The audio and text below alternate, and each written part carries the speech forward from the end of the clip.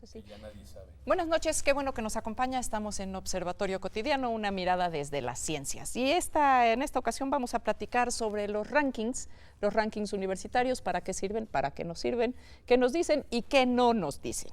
Y para ello me van a acompañar esta noche en el estudio Imanol Ordorica Sacristán, él es director general de la Dirección General de Evaluación Institucional. Marion Lloyd, coordinadora de proyectos, también de esta dirección general, así como Roberto Rodríguez Gómez, subdirector también de esta dirección general. Y bueno, pues así sin más, ¿qué son los rankings? ¿Para qué nos sirven y para qué no nos sirven? Y luego vamos a platicar de por qué los usamos, por qué no los usamos, la historia de estos sistemas de medición y cuál ha sido el impacto de estas mediciones en el desarrollo de las instituciones educativas.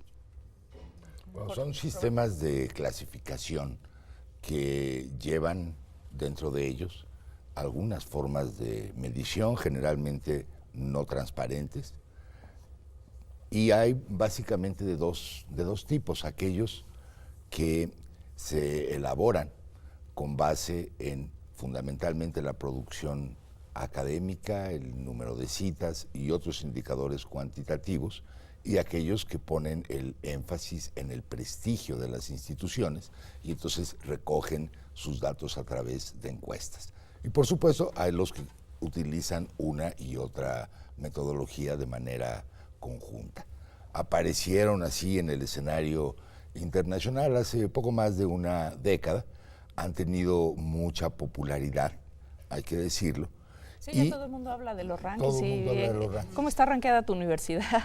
¿No? ¿Y eso qué nos dice? En realidad nos dice poco sobre las universidades. Hay una idea en el público receptor de los números de los rankings, de que los rankings miden la calidad de las instituciones.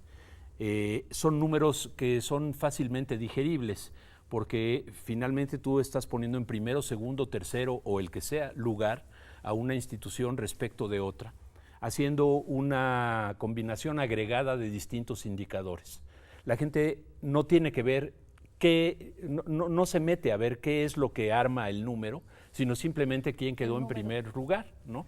Entonces, esta medición se volvió popular precisamente en un contexto en el cual la idea de competencia entre individuos, instituciones, países, había tomado mucho vuelo, y entonces parecía muy natural la necesidad de clasificar a las universidades que estaban interactuando a nivel internacional. Ponerlas a competir también. Ponerlas a competir. Entonces usaron un método muy norteamericano, como de estadísticas de béisbol, para decir quién era el jugador más valioso del año, que siempre es Harvard, por supuesto, en la gran mayoría de los rankings y casi todos los años, ¿no?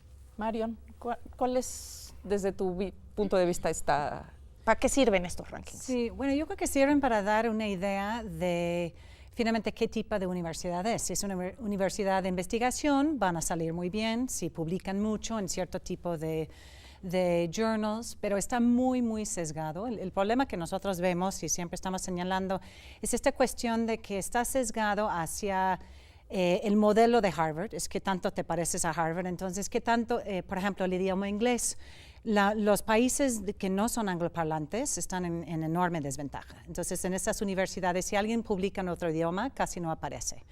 Entonces, hay como un enfoque de qué tan anglosajón eres, ¿no? Qué tanto te pareces, y no nomás a Inglaterra ni siquiera puede competir con Estados Unidos. O sea, Estados Unidos domina. ¿Qué tanto te pareces a estas universidades de Estados Unidos? A las Ivy League, ¿no? Sí, a las Ivy League, y luego se van moviendo. A veces Harvard baja y sube Oxford, o sube Princeton, o sube Berkeley, para crear como interés. Porque si no, si son lo mismo todos los años, pues ¿quién nos va a pelar? ¿no? Sí, claro, hay que remover un poquito las fichas para que se vuelva divertido el juego, ¿no? Sí. Pero realmente creo que tocaste un punto que es muy importante, y es el tipo de publicaciones que se evalúan, ¿no? Porque claramente pues los países latinoamericanos y otros de otras que hablan otros idiomas diferentes del inglés, pues no necesariamente publican en revistas norteamericanas o inglesas, o estas revistas internacionales cuyo idioma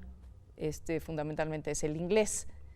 pero entre otras razones no porque no quieran estar en esas revistas, sino porque no es al público al que se quieren dirigir necesariamente. Claro. ¿No? Entonces, ¿esto qué papel juega en el proceso de la evaluación de las universidades? Pues juega un papel terrible, porque la propia existencia de los rankings ha presionado a las instituciones públicas y en alguna medida también a las privadas a que acentúen la función de investigación muy por encima de la de formación profesional o de docencia. Los rankings, ninguno de ellos mide docencia y mucho menos bien. De manera que ya se sabe que para figurar en esas clasificaciones lo que hay que tener es un número muy importante de publicaciones, que siempre son artículos en revistas indexadas y número de citas recibidas. De manera que las instituciones reaccionan para producir ese efecto y lo hacen sobre la base de realmente presionar a los investigadores y también a los profesores para que participen en esa producción. De manera que ya hoy los criterios de contratación y también los de promoción y también los de estímulos están centrados en una sola cosa. Productividad. Ligados a la productividad, medida como. Publicación de artículos en revistas con arbitraje, porque no cualquier artículo. En revistas indexadas. Ahora, lo que es muy interesante es que de dónde viene la presión de los rankings. Es una presión que se establece cuando las autoridades gubernamentales utilizan a los rankings como elemento de política pública para asignar presupuestos, para aprobar becas, como hace CONACYT, por ejemplo. Si tú vas a una universidad ranqueada, te dan la beca casi en automático. Si vas a una universidad que no aparece en los primeros 100 lugares de un ranking, tienes que justificar por qué ese programa es de calidad. Entonces, si se utiliza, aunque sea no explícitamente, en una discusión del Senado, de la Cámara de Diputados, que es quien asigna presupuesto, para apoyar o no apoyar a una institución educativa, entonces es las ramas de gobierno las que están ejerciendo cierta presión sobre las instituciones. Por el otro lado, es la sociedad. Al ver en los medios de comunicación a los rankings, los medios califican a las instituciones y erosionan o fortalecen la legitimidad de universidades públicas muy importantes, ¿no? Entonces, estas... Por ejemplo, si la UNAM baja en algún ranking, además hay una enorme cantidad de rankings, hay 3 o 4 que son los que más aparecen en los medios, puede aparecer una semana en el lugar 123 del Times y a la siguiente semana en el lugar 150 del ranking de Shanghái. Pero la gente que lo lee no es especialista y dice, en una semana bajó 20 lugares, ¿sí? Claro. Y eso tiene una presión. Ya lo decíamos, la Universidad Nacional está perdiendo calidad, ¿no? No está basado en ninguna evaluación, en ningún análisis cuidadoso de lo que está pasando en la universidad, sino en una percepción superficial, y esto genera un ambiente de presión. Digo, pero entiendo lo que nos estás explicando, pero hay rankings diferentes que miden diferentes... Absolutamente. Pues puntos y puntean de manera diferente. Eso es más bien cómo lo está tomando también la sociedad, o sea, quien está interpretando los rankings. O sea, entiendo que los rankings tienen lo suyo, ¿no? Tienen problemas metodológicos o diferencias metodológicas. Así es. Pero también quienes están leyendo los rankings, no hay información suficiente para que puedan dialogar con los rankings, digamos, y hacer del conocimiento de la gente qué es lo que está pasando, si sube o baja, qué es un ranking o qué es otro ranking. Hay rankings para América Latina, hay rankings para todo el mundo, y supongo que eso también influye en cómo se transmite, porque realmente quien está hoy transmitiendo la información sobre los rankings es la prensa, ¿no? Y entonces sí tenemos un problema de distorsión importante en la evaluación que significa cada uno de estos rankings. Claro, y la mayoría de las notas que salen son notas cortitas.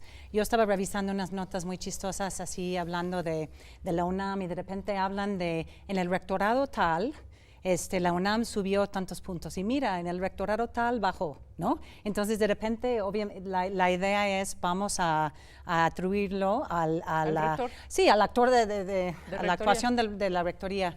Pero yo creo que también dentro de los mismos rankings es muy chistoso, pero eso no se transmite. Por ejemplo, uno que se llama QS, que es de los más influyentes, tiene un ranking internacional en donde la UNAM aparecía por encima del TEC de Monterrey siempre. De repente hacen un ranking de América Latina y baja la UNAM y sube el TEC. Entonces yo le pregunté al que hace los rankings y me dijo, no, lo que pasa es que vimos que nuestra metodología no estaba tan exacta, entonces la afinamos para las características de América Latina. Entonces dices, bueno, entonces no estaba bien. O sea, no era exacta, ¿qué quiere decir? Es una forma muy elegante. Sí, exactamente. O sea, ¿cómo es posible que en un ranking internacional tienes un orden y en un ranking regional tienes otro orden? O sea, más prueba no hay de que estas cosas son muy arbitrarias, aún dentro de su propia lógica. Ahora, pero hablaste de una cosa muy importante, que es la relación entre rankings y medios. Son impensables los rankings sin los medios de comunicación. Sí, ¿quién les da? Sí, el primer ranking que salió, que es el US News and World Report, es el más antiguo y tenía presencia en Estados Unidos, era un ranking de un periódico sobre programas universitarios en Estados Unidos. ¿Sí? Toda la idea es hacer una medición, supuestamente una medición muy compleja y muy completa, para reducirla a un solo número y poderla presentar a la sociedad a través de los medios. Entonces, y los medios no transmiten ni la complejidad, ni la metodología, ni los cambios de metodología que puede hacer un ranking y que explican que subes o bajes, ni el carácter totalmente relativo, que puede ocurrir lo siguiente: una universidad puede mejorar todos sus indicadores y a pesar de ello bajar en los rankings porque otras mejoraron más. Entonces, el que una institución baje en el ranking y así se le vea en un periódico, por ejemplo, no quiere decir que hizo mal su trabajo, quiere decir que otras crecieron más solamente, ¿no? Roberto. El asunto es quizás hasta más general. Estamos transitando hacia una suerte de cultura del ranqueo. Medimos con la metodología de rankings lo mismo pobreza, inseguridad, lo mismo corrupción, lo mismo calidad de las instituciones, lo mismo se utilizan las pruebas, por ejemplo, cuando fue Enlace o cuando fue Planea, para dar a conocer qué institución es mejor que otra. Entonces, esto quiere decir que el ranking o la metodología ranking está sintetizando a la información que es amplia, rica, compleja, ahora casi saturada, ¿no? Para ofrecer una respuesta rápida. Sí, que es un poco con lo que va con los tiempos, ¿no? Todo Exacto. rápido y de consumo inmediato. No se vaya, vamos a hacer una breve pausa, regresamos en Observatorio Cotidiano. Ya se nos...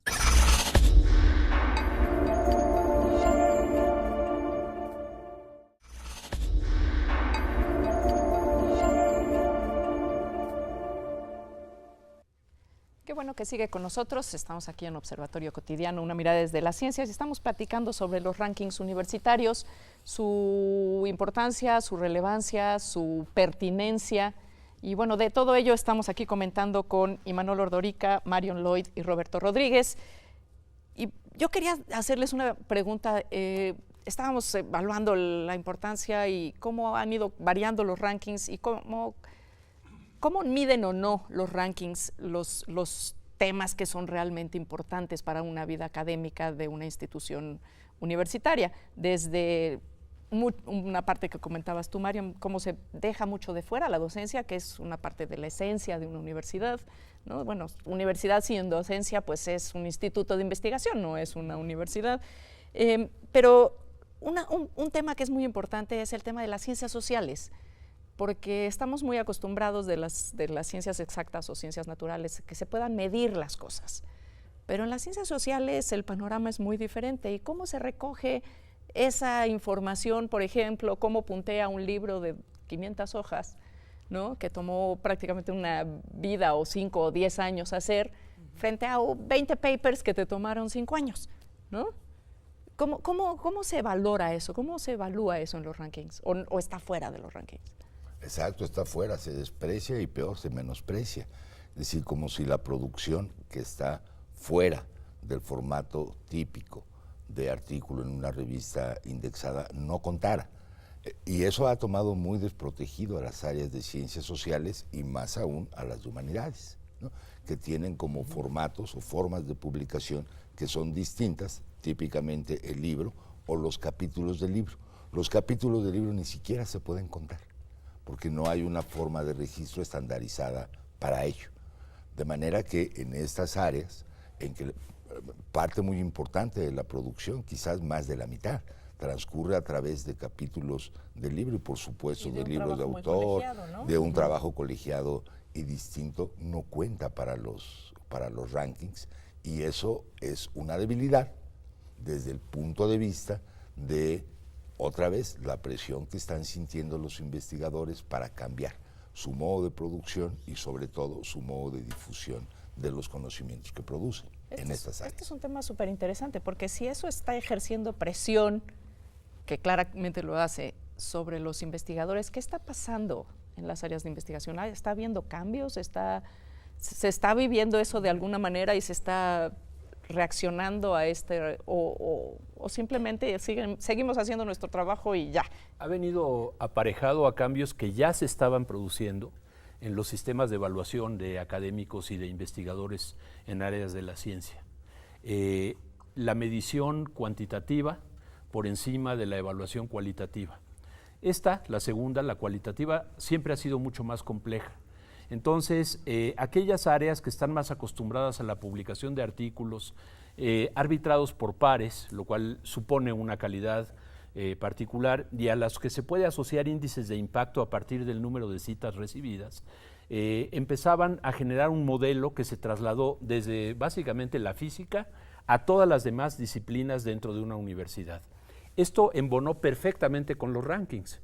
Entonces, como el ranking es relativo, y por ejemplo te dice publicaciones por número de profesores de tiempo completo, en publicaciones de artículos en revistas indexadas, y tú tienes todo un segmento, por ejemplo en las ciencias sociales, que son profesores de tiempo completo, pero que producen más libros y capítulos, esta relación entre profesor de tiempo completo y producción de artículos es negativa para los números finales de la universidad, no para la actividad de generación de conocimientos, ¿no? Entonces, ha cambiado la selección de temas, ha cambiado las formas de colaboración, ha cambiado las formas de hacer trabajo académico entre colectivo y individualizado, ¿no? Y ha cambiado las formas de evaluación de los profesores y de los investigadores. Todo esto está en estrecha relación y se ha vuelto un elemento de presión continua sobre los profesorados universitarios, ¿no? Mario, y yo creo que va más allá de plano, desaparecen departamentos. En Estados Unidos, donde como que empezó toda esta presión y igual está más concentrado, hay universidades en donde de plano han quitado sus departamentos de antropología, de historia, sobre todo en universidades públicas, salen los gobernadores, es decir, pues si ustedes no están mejor en los rankings, le vamos a quitar tal departamento. Entonces es una idea de que ciertas partes de la creación de conocimiento, pero también de lo que vale una vida, no importa. Por ejemplo, no miden qué tanto es tu compromiso social como institución. Entonces, por ejemplo, si tu institución trabaja para resolver problemas nacionales de pobreza, de qué hacer con los sismos, cómo predecir los sismos, cualquier tema, eso no aparece. Y cuestiones de movilidad social tampoco son muy difíciles de medir. Entonces hay una como generación de contra-rankings, como rankings nuevos que tratan de buscar eso. Hay uno de la revista Washington Monthly, por ejemplo, que mide qué tanto impacto social tiene tu institución, qué tantos estudiantes de primera generación aceptas. Claro. Por ejemplo, una universidad como la nuestra, la Universidad de la Nación, tiene un impacto más allá de lo que publica en la sociedad de manera, pues no sé si se pueda mensurar en alguna forma, ¿no? O sea, si eso es medible, pero realmente, digo, la UNAM más allá de la gente, de los que forma, de los papers que produce, de los libros que edita, que además, hablando de los libros, la universidad es Premio Príncipe de Asturias, precisamente en el área de humanidades, ¿no? Y eso, por ejemplo, ¿qué valor tienen los...? Ninguno. Sí. Ninguno. Solamente cuentan los premios Nobel de las áreas de física, química, economía y las medallas Fields de matemáticas. Los premios Nobel como egresados sí cuenta, por ejemplo, las de literatura y de la paz, pero no como personal académico que está en una universidad, ¿no? Entonces, por ejemplo, el caso de Mario Molina. Le cuenta a la UNAM porque Mario Molina estudió en la UNAM. Entonces, cuenta como un egresado de la UNAM que obtuvo un premio Nobel. Si Mario Molina, como es el caso, ahora se ha convertido en personal académico de la UNAM, no cuenta nada porque él ganó el premio Nobel siendo académico de la Universidad de California, ¿no? Entonces no tiene ningún impacto en nuestra universidad, ¿no? Entonces, ese tipo de cuestiones. Ahora, Octavio Paz cuenta como un egresado universitario, pero no, aunque hubiera impartido cátedra en la universidad, no contaba para nada porque no es un área contabilizable para la UNAM, ¿no? Qué locura, ¿no? Creo que Mario Molina estaba en Harvard cuando tuvo el premio. Sí, probablemente sí. Perdón, en MIT, sí, cuando tuvo el premio Nobel. Sí. Roberto. Así es, y bueno, hay otros aspectos en que también tienen repercusión los rankings. Es, digamos, crear esta imagen que las universidades compiten entre sí por un mercado, digamos, bajo el supuesto en que mejor prestigio se traduce en mejores colegiaturas, lo cual es cierto en las instituciones del sector privado, desde luego, pero poner en el mismo tipo de competencia y bajo la misma lógica a instituciones públicas produce un efecto realmente pernicioso. Es decir, porque no están compitiendo por un mercado que se va a traducir en más colegiaturas, etcétera. Entonces es una especie como de pseudomercado en el que están concurriendo, ¿no? De manera que eso daña a las instituciones. Qué interesante, nunca lo había visto así, claro, es como una especie de comercial, ¿no? Este producto es buenísimo, venga usted, digo, independientemente de que hay productos buenísimos en estos rankings, ¿no? Sí. Pero ciertamente en universidades públicas, pues... Y para países enteros. O sea, por ejemplo, en Estados Unidos reciben 30 mil millones de dólares de los estudiantes que van a Estados Unidos. Es como un efecto Mateo.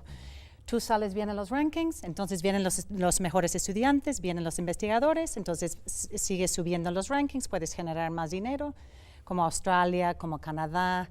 Entonces, todos estos países como que cambian su política exterior, sus políticas de inmigración con base en estos rankings que hemos visto que son súper cambiables y súper pues sesgados y arbitrarios, pero generan una cadena de acciones que tienen muchísimas repercusiones. Interesante. Esa parte nunca la había percibido. Vale la pena, casi al estilo de los rankings, hacer una caracterización de los rankings, ¿no? Primero, son mediciones muy imperfectas que tienen una gran cantidad de sesgos, por ejemplo la de idioma, sesgos de disciplinas y áreas del conocimiento y problemas metodológicos de muy poca transparencia. Ese es un primer tema. Un segundo tema es que no miden la calidad de las instituciones, miden el tamaño de la circulación internacional de los productos de las publicaciones científicas de tipo artículo, ¿no? Tercero, hacen una caracterización superficial y simplista de las universidades y el problema de eso es que impacta negativamente en la toma de decisiones de autoridades gubernamentales, de autoridades universitarias en algunos casos y en la percepción social sobre instituciones que pueden haber sido muy prestigiadas y que de repente su prestigio o legitimidad se ve erosionada porque no está en las primeras 200 de los rankings internacionales. O sea, tú imagínate la Universidad de Tamaulipas, que puede haber sido muy importante para el Estado, ¿no? Nuevo León o Guadalajara, sí, todas las ¿no? públicas que no aparecen y entonces hay que decir que son malas. Y la sociedad empieza a tener una percepción de que su universidad estatal o nacional no tiene la calidad adecuada.